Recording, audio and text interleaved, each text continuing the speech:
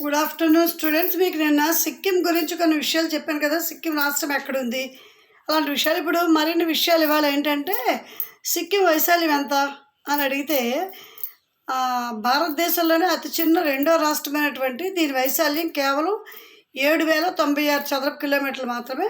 అయితే ఈ రాష్ట్రంలో అసలైన స్థానికులు ఎవరు అని అంటే, లెప్కాసు లేదా రైవెన్ ఫోక్ ప్రజలు అసలైన స్థానికులు అని చెప్పాలి. అయితే నేపాల్ నుంచి వలస వచ్చిన ప్రజల సంఖ్య ఎక్కువ అవడంతో ఈ లెప్కాస్ ప్రజల సంఖ్య అలా క్రమేణా తగ్గిపోయింది. సిక్కిం దేనికి ప్రసిద్ధి అని అంటే, బౌద్ధారామాలకు పెట్టింది పేరు. ఈ ఆరామాల్లో పురాతనమైనవి కూడా ఉన్నాయి. అలాగే ఇక్కడ పెద్ద ఎత్తున పెద్ద సైజు యాలకులు అంటే ఇలాచీ అంటాం కదా మనం, అవి ఉత్పత్తి చేయడంలో నేపాల్కి పేరు పొందిందనమాట. అంతేకాకుండా ఇక్కడ 600 రకాల ఆర్కిడ్ మొక్కలు కూడా ఇక్కడ ఉత్పత్తి అవుతాయి. ఇది మొత్తంగా నిన్న ఈరోజు కలిపి సిక్కిం రాష్ట్రం గురించి టోటల్గా ముఖ్యమైనటువంటి విషయాలు.